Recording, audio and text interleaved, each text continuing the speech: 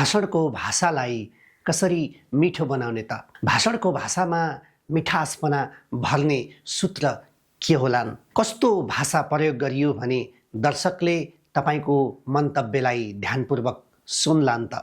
आज म तपाईसँग भाषणको भाषालाई मिठो बनाउने 5 वटा तरिका लिएर यहाँ आएको छु।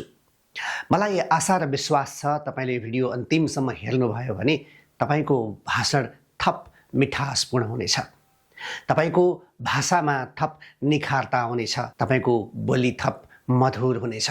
नमस्कार, यो सक्सेस सूत्र म हुँ विष्णु प्रभा सापकोटा।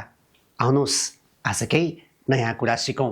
भाषणको भाषामा मिठास भर्ने धेरै सूत्रहरू छन्। ती धेरै सूत्रहरूमध्ये एउटा महत्त्वपूर्ण सूत्र हो नभन्नुहोस्, देखाउनुहोस्। अर्थात् अमूर्त कुरा नगर्नुहोस्। बोलेको कुरा चित्र जस्तो देखिने गरी बोल्नुहोस्। अमूर्त कुरा गर्नुभयो भने दर्शकले तपाईको कुरालाई सिरियसली लिँदैन, श्रोतालाई सुन्न पनि चाख लाग्दैन, तपाईको भाषण पनि मिठो सुनिँदैन।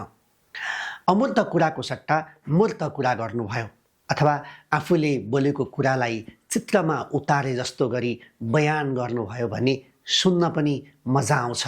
तपाईले सजिलै दर्शकलाई आफ्नो कुरा बुझाउन सक्नुहुन्छ।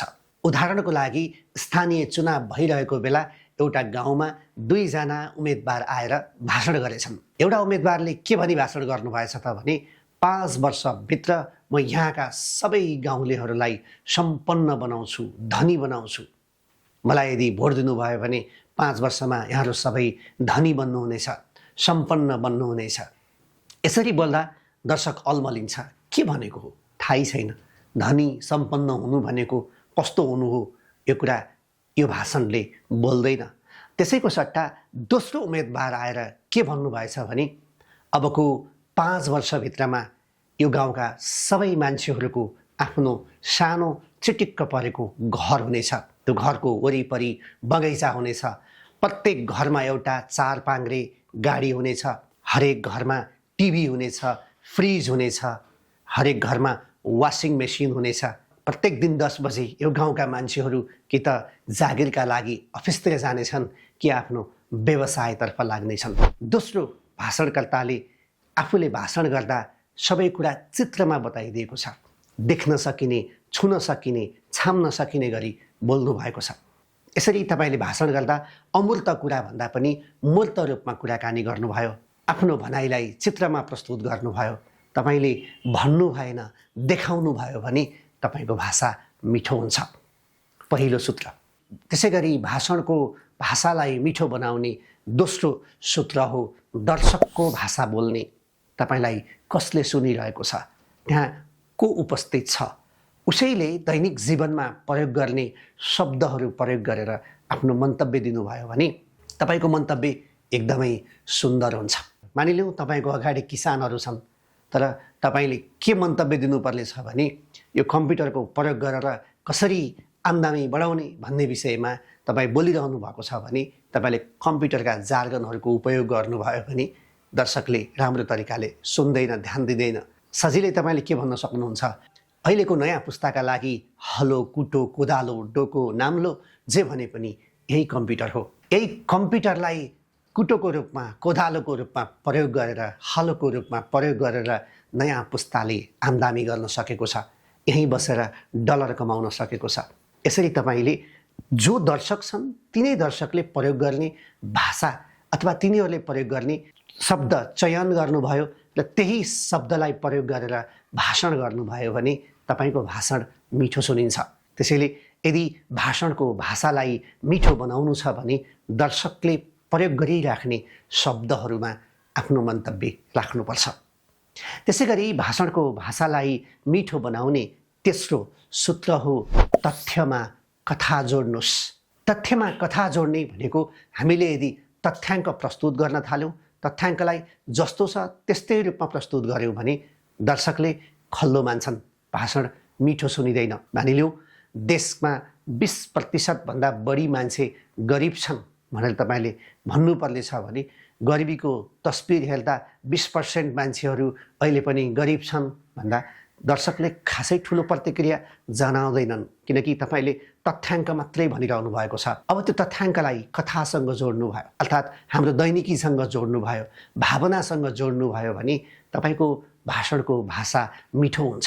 के भन्ने त, अहिले पनि 100मा 20 जना नेपालीहरूको घरमा बिहान बेलुका राम्रो तरिकाले चुलो बल्दैन। अहिले पनि 100मा 20 जना नागरिकहरूले पेटभरि खान पाउँदैनन्। अहिले पनि 100मा 20 जना नागरिकहरूले जाडोमा न्यानो लुगा लगाउने हैसियत बनाउन सकेका छैनन्। यसैले तपाईँले जीवनसँग अथवा कथासँग, भावनासँग तथ्याङ्कलाई जोड्नुभयो भने तपाईँको भाषण मिठो सुनिन्छ, तपाईँको भाषणको भाषा उम्दा हुन्छ। त्यसै गरी भाषणको भाषालाई मिठो बनाउने चौथो तरिका हो लयात्मक शब्दहरूको प्रयोग गर्ने। लयात्मक शब्दहरूको प्रयोग गर्ने भनेको कुनै शब्दहरू एउटै अक्षरबाट अथवा एउटै स्वरबाट सुरु भएका हुन सक्छन्, या एउटै अक्षरमा गएर एउटै स्वरमा गएर टुङ्गिएका हुन सक्छन्, या कहिलेकाहीँ एउटा शब्दलाई धेरै ठाउँमा रिपिट गरियो भने पनि भाषण मिठो हुन्छ। मानिलिउँ तपाईँले के भाषण गर्नुपर्नेछ भने जनताको चाहना अनुसार हामी विकास गर्छौँ, विकासलाई जनताको चाहना अनुसारको बनाउँछौँ भन्ने ठाउँमा तपाईँले विकासलाई नागरिक केन्द्रित बनाउनु पर्नेछ, विकासलाई नागरिक समर्थित बनाउनु पर्नेछ, विकासलाई नागरिक समर्पित बनाउनु पर्नेछ भन्नुभयो भने मिठो सुनिन्छ। यहाँ तपाईँले केन्द्रित, समर्पित, समर्थित भनेर तमा टुङ्गाउनु भयो। अगाडिपट्टि तिनटै ठाउँमा नागरिक नागरिक नागरिक भन्ने शब्द रिपिट गर्नुभएको छ। यसले तपाईँले दिन खोज्नुभएको सन्देशलाई सबल बनाउँछ, सुन्दाखेरि पनि मिठो सुनिन्छ। एउटै अक्षरबाट, एउटै स्वरबाट सुरु भएका या अन्त्य भएका शब्दहरूलाई प्रयोग गरियो भने भाषण लयात्मक हुन्छ, गयात्मक हुन्छ। अनि एउटा शब्दलाई रिपिट गर्न सकियो भने पनि भाषणमा दम बढेर जान्छ, भाषण थप सबल र मजबुत हुन्छ। यो त भयो चौथो सूत्र। त्यसै गरी भाषणको भाषामा मिठास भर्ने पाँचौँ सूत्र हो व्याकरणीय चिन्हहरू चिनेर विश्राम लिने। धेरै मान्छेहरू छिटो छिटो बोलियो भने भाषण मिठो हुन्छ, चर्को बोलियो भने भाषण मिठो हुन्छ भन्ने भ्रममा हुन्छन्। भाषणलाई मिठो बनाउन तपाईँले व्याकरणीय चिन्हहरूमा आफूलाई पज गर्नुपर्छ, रोक्नुपर्छ, केही बेर विश्राम लिनुपर्छ। यसरी बोल्दाखेरि तपाईँले विश्राम लिनुभयो भने बोल्दै गएका कुराहरू बिर्सिनु पनि हुन्न। तपाईँले विश्राम लिँदा तपाईँले भन्न खोजेको कुरा दर्शकले बुझ्न पाउँछ, सुन्न पाउँछ। अनि विश्राम लिँदा तपाईँका फिलर वर्डहरू अर्थात् थेगोहरू पनि कम हुँदै जान्छन्। त्यसैले मन्तव्य दिँदाखेरि कहाँनिर अल्प विराम आउँछ त्यहाँ केही बेर रोकिने, पूर्ण विराम आउने ठाउँमा केही बेर रोकिने, प्रश्नवाचक चिन्ह या विस्मयादि बोधक चिन्हहरूको प्रयोग हुँदा सोही अनुसार शब्दहरूको उच्चारण गर्न सक्नुभयो भने तपाईँको भाषण मिठो सुनिन्छ, मिठो हुन्छ। तपाईँले थेगो पनि कम प्रयोग गर्दै जानुहुन्छ अनि भाषणमा जीवन्तता आउँछ, भाषण सुन्न पनि मजा आउँछ। यसरी भाषणमा आफ्नो भाषा प्रयोग गर्दा नभन्ने, देखाउने, दर्शकले प्रयोग गर्ने शब्दहरूको प्रयोग गर्ने, चयन गर्ने, तथ्यलाई भावनासँग जोड्ने, लयात्मक शब्दहरूको छनौट गरी प्रयोग गर्ने र व्याकरणीय चिन्हहरू चिनेर ठाउँ ठाउँमा विश्राम लिन सक्नुभयो भने तपाईँको भाषणको भाषा मिठो हुन्छ, भाषण मिठो सुनिन्छ। हुन्छ त आजका लागि यति नै। आजको भिडियो यहाँलाई कस्तो लाग्यो? यदि राम्रो लाग्यो भने कृपया लाइक, सेयर, कमेन्ट गर्न नबिर्सिनुहोला। अर्को दिन अर्को भिडियोमा तपाईँलाई मेरो भेट अवश्य हुनेछ। त्यति बेलासम्मको लागि विष्णुप्रभा सापकोटा तपाईँबाट छुट्टी माग्छु। सफलताका रङहरूले यहाँहरूको जीवनमा सधैँ खुसीको इन्द्रणी पोतिरहोस्। फेरि भेटौँला। नमस्कार।